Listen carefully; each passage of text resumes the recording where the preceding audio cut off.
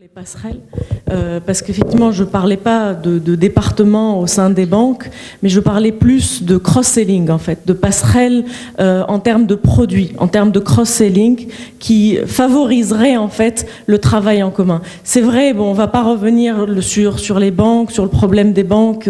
Je pense que tout le monde malheureusement, bon, on n'a pas encore démarré la restructuration du système bancaire, mais il le faudrait, c'est une urgence.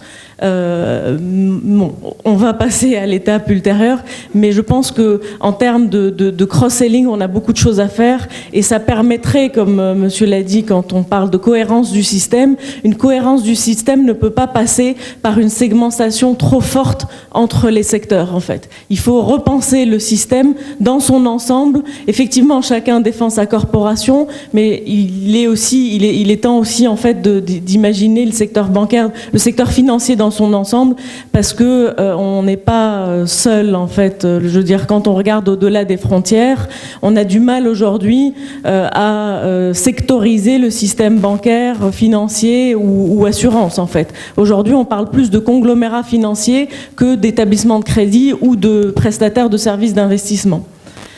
Je voudrais également revenir sur les entreprises familiales. Très brièvement, parce qu'on a plus de temps. Très brièvement. Juste, je pense pas, enfin, personnellement, je pense pas avoir dit que les entreprises familiales ne sont pas intéressées par la bourse, mais plutôt qu'en fait, on a effectivement un tissu industriel qui est fait principalement d'entreprises familiales, mais ces entreprises familiales ont parfois un petit peu de mal à voir, en fait, à perdre un petit peu le contrôle de leur société, parce qu'en fait, elles pensent qu'en entrant en bourse, elles vont perdre un petit peu le contrôle, ou qu'elles vont changer leur système de management.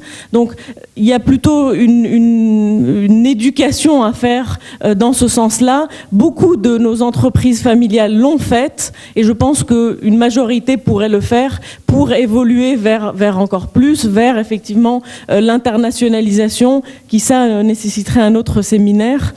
Et donc, voilà. Dis un dernier mot par rapport. Moi, je veux répondre à une question par rapport à l'écosystème. Donc, si je résume un peu nos discussions, donc le débat tourne autour de comment faciliter l'accès aux entreprises au marché financier, mais c'est vrai qu'en facilitant les conditions d'accès ou peut-être en faisant le commercial et le marketing, en allant chercher ou dénicher les entreprises susceptibles d'aller sur la bourse, ça va faciliter ça. Mais plutôt l'action de fond est plutôt comment faire en sorte que ces entreprises soient prêtes pour faire appel au marché financier. Comment faire en sorte qu'elles font de la croissance, qu'elles atteignent un minimum de chiffre d'affaires, qu'elles atteignent un minimum d'organisation et qu'elles aient un minimum de qualification de leur management. Et ça, on a parlé tout à l'heure de l'environnement financier, de financement, des banques, du leasing, du capital risque, etc. Mais il faut peut-être évoquer l'environnement économique plus généralement. Et là, je pense que la Tunisie a beaucoup amélioré. Moi, je vais citer 3 exemples donc, pour parler de l'écosystème. Donc, l'écosystème fiscal, un premier exemple. Donc, en Tunisie, aujourd'hui, une société qui est créée, elle va très rapidement, et si elle fait bien ses déclarations, honnêtement, elle va très rapidement trouver une bonne partie de ses fonds propres chez l'État, par notre système fiscal qui est basé sur la retenue à la source.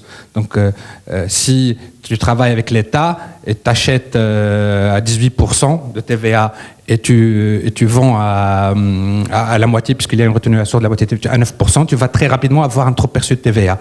Et tout le monde sait que, bien sûr, il y a les mécanismes de récupération de cette TVA, mais elle est très lourde et très longue. Tu peux avoir une bonne partie de ton capital pendant 2 ans en attendant la restitution de cette TVA.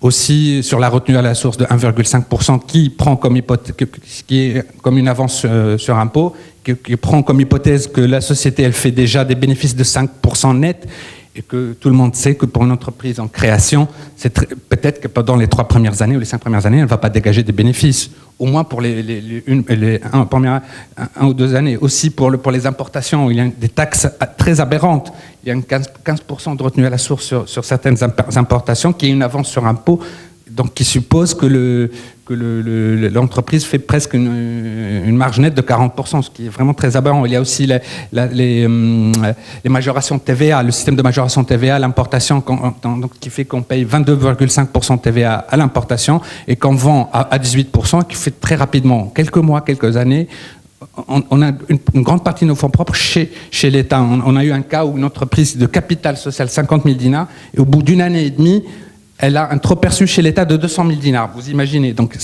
l'écosystème en général, il n'y a pas que la partie fiscale. Il y a aussi la réglementation de l'activité dans certains secteurs où l'État a un rôle à jouer pour éviter la concurrence déloyale, où il y a des sociétés qui n'ont pas les mêmes charges que d'autres sociétés parce qu'elles ne payent pas leurs taxes ou autres. Il y a aussi l'environnement de la formation des entrepreneurs et des salariés qui vont constituer la société. Donc, je pense qu'en Tunisie, on peut faire beaucoup d'efforts en inculquant ou en formant nos futurs chefs d'entreprise à être des vrais entrepreneurs, parce que, oui, pour répondre au monsieur, oui, à l'intérieur de la Tunisie, même si en n'étant pas très éduqué, on peut créer des entreprises, on peut faire en travaillant dur et en étant très motivé. Si on a un bon écosystème, oui, on peut réussir. Tout à fait. Pourquoi pas? Donc, tout dépend de l'environnement. Tout à fait. Merci. Donc, la valeur entrepreneuriale, c'est excellent. Vraiment, en un seul mot, parce que je voudrais... Non, juste un dernier mot. Je voudrais, pour la cohérence du système, il faut aussi qu'on donne un petit peu plus d'importance à la sanction. Parce que s'il n'y a pas de sanction, il n'y a pas un système sain. Et pour ça, en fait, il faut former les juges, former certains collèges du CMF. Et j'insiste aussi sur les juges, parce que si on n'a pas des juges spécialisés dans les affaires boursières et dans les affaires commerciales, on n'ira pas vers la sanction, en fait. Des paroles d'avocate, hein. Merci beaucoup.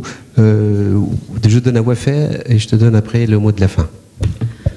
Moi, je dis que malgré toutes les difficultés que peut rencontrer un jeune dirigeant pour la création d'entreprise, moi, je dis même en cas d'échec, il faut pas s'alarmer, il faut continuer, parce qu'on apprend de son échec.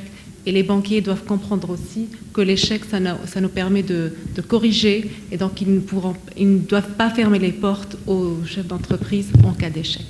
Merci Wafé. En une seule phrase, comme ça on laisse la main au deuxième panel.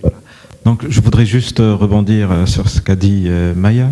En fait, c'est vrai, en tant qu'opérateur du métier, nous rencontrons des difficultés en cas de litige avec les promoteurs, et malheureusement donc nos juges ne sont pas assez imprégnés de cette culture donc de capital investissement et de capital risque.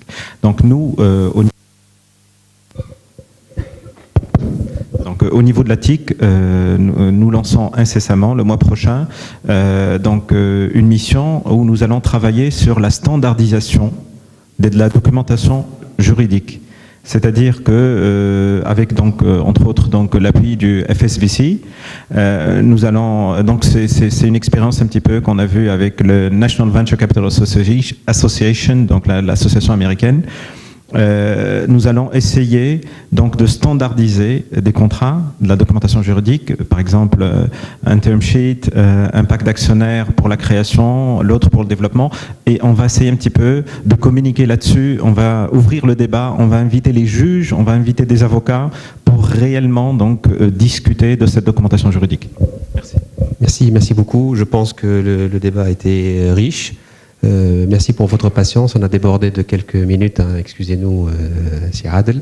Je ne vais pas faire de récapitulatif, mais je vais juste insister sur un mot.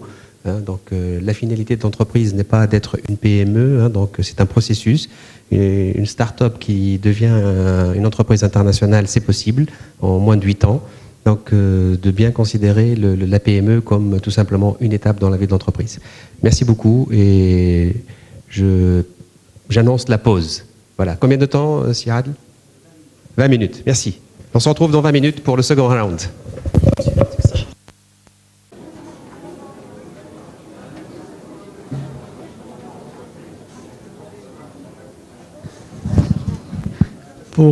Pour respecter l'horaire, je vous suggère de reprendre nos travaux.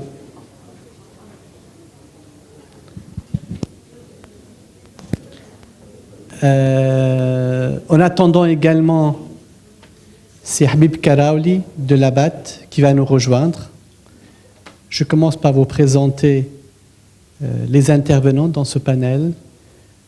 Sifad Labkefi, président de la Bourse et directeur général de Tunisie Valeurs. C'est Habib Karaouli qui va nous rejoindre, donc président directeur général de la Banque d'affaires de Tunisie. Et bien entendu, nos deux experts qui continuent avec leur série d'entretiens. James qui est plutôt avocat, installé à Chicago, donc spécialiste dans les affaires boursières, de marché financier. Je crois qu'il se présentera mieux que moi, j'en dirai pas plus.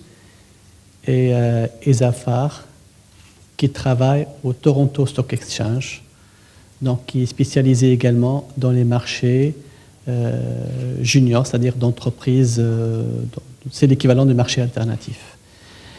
Alors, donc dans ce panel, on va parler plus de quel marché financier qui pourrait s'adapter aux besoins de financement des PME. Mais on ne part pas de zéro. On note bien sûr l'existence de marchés alternatifs qui a été créé en 2005 comme un nouveau compartiment de la cote de la bourse. Ce marché, on a souhaité qu'il soit créé dans un cadre réglementaire stable.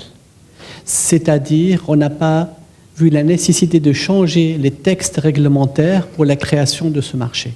C'est un choix qu'il faudrait peut-être aujourd'hui l'évaluer, là aussi sous cet angle-là, mais noter que le marché alternatif, c'est un compartiment de la cote de la bourse. Depuis sa création, on a vu y introduire 4 sociétés qui ont été admises, dont une qui a été transférée au marché principal.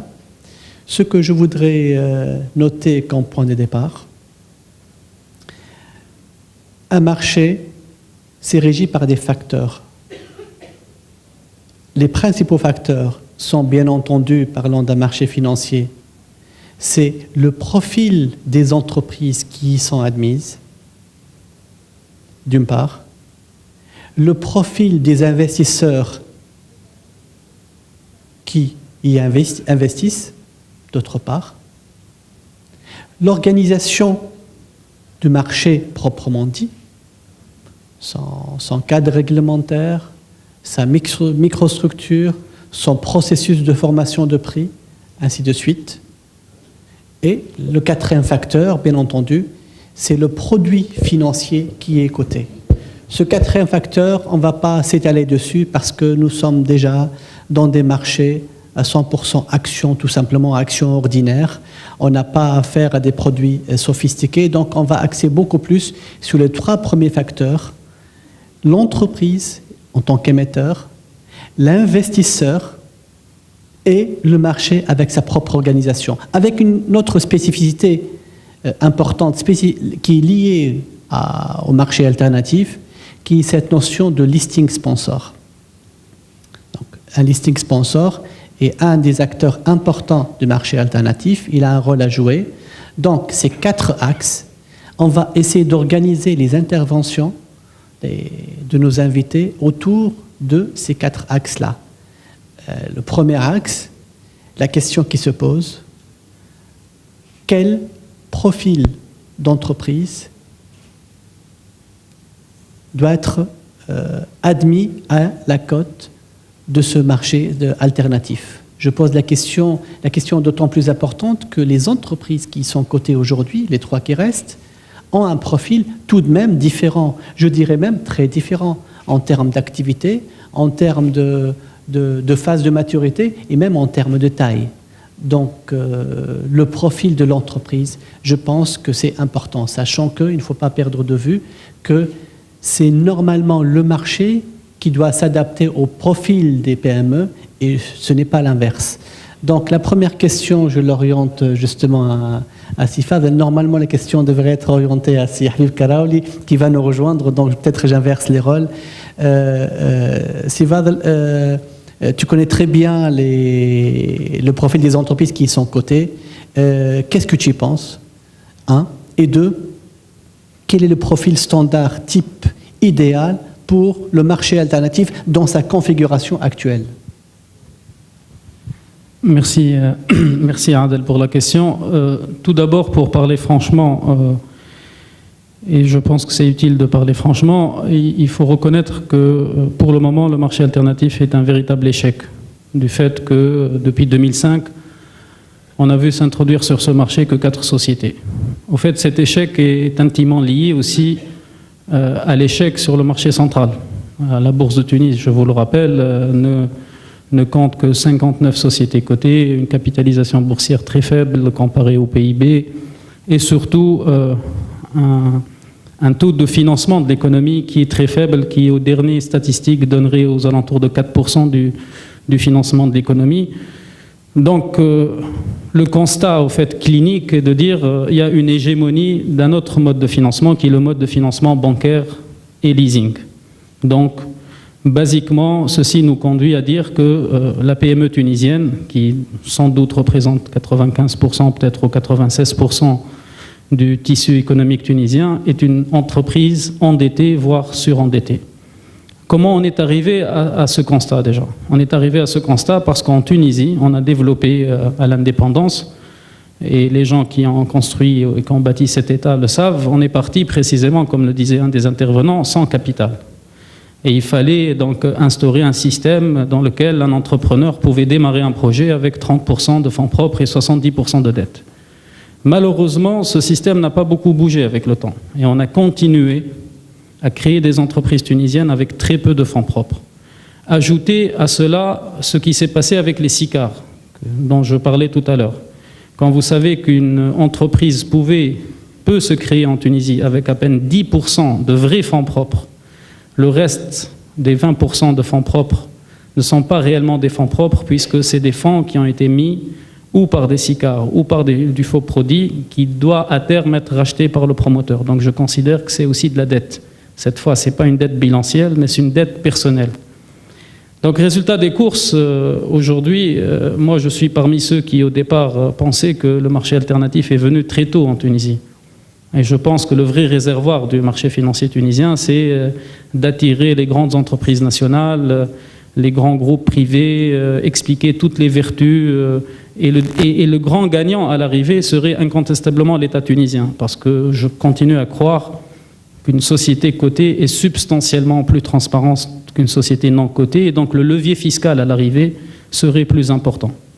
Donc ça, c'est pour mettre dans son contexte, disons, l'environnement général de l'économie nationale et de la structure des entreprises.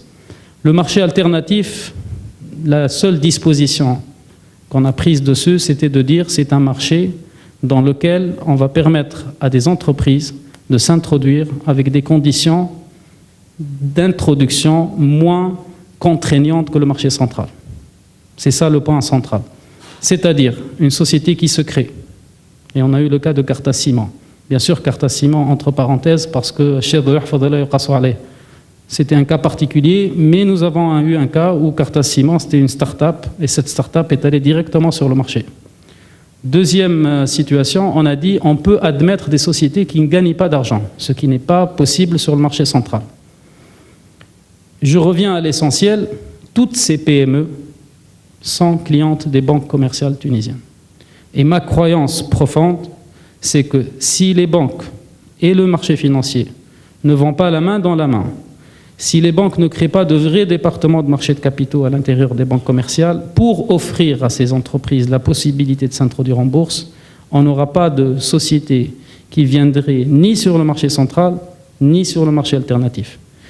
Aujourd'hui, ce qui nous aide un peu, c'est que la situation du système bancaire tunisien a complètement changé en 24 mois, ou un peu moins que 24 mois, puisqu'on était dans une situation de surliquidité bancaire, où les banquiers se faisaient la course au crédit bancaire.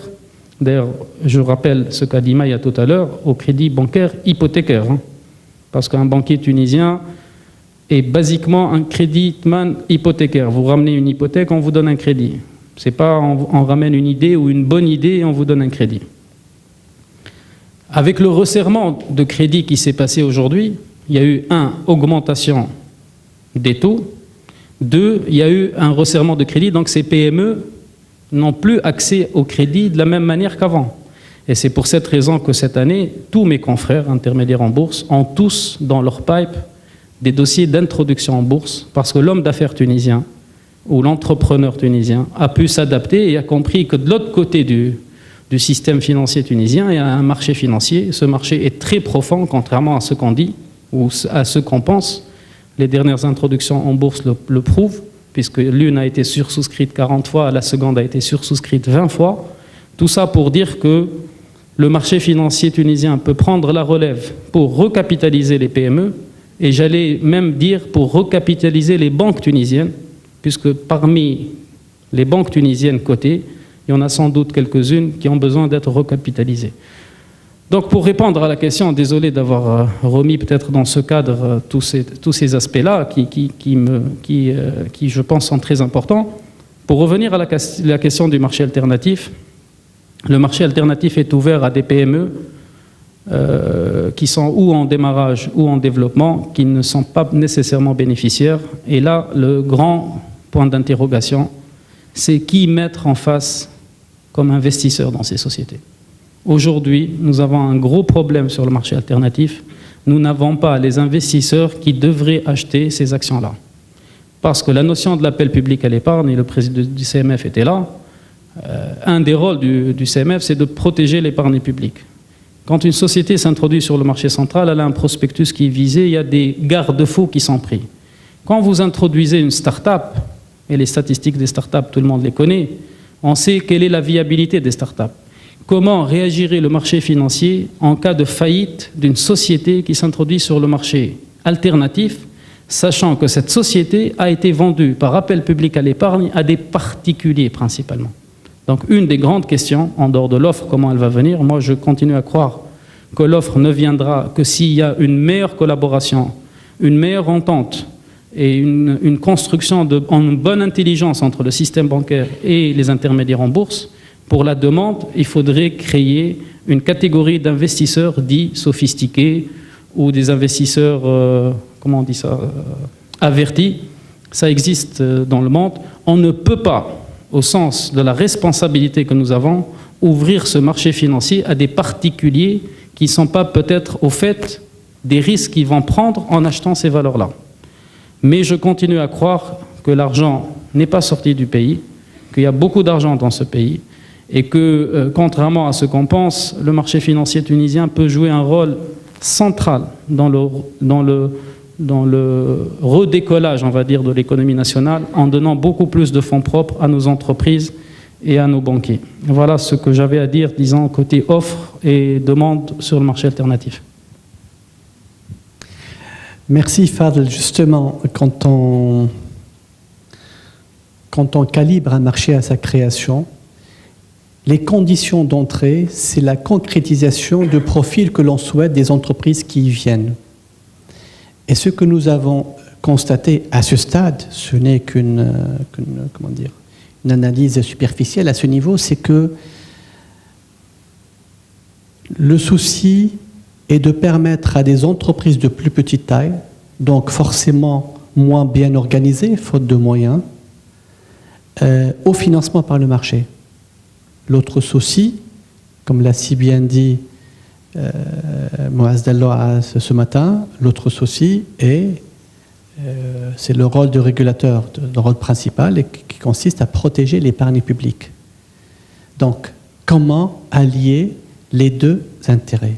Le principe initial qui régit l'investissement en Tunisie est la séparation entre investisseurs institutionnels et investisseurs privés. La notion d'appel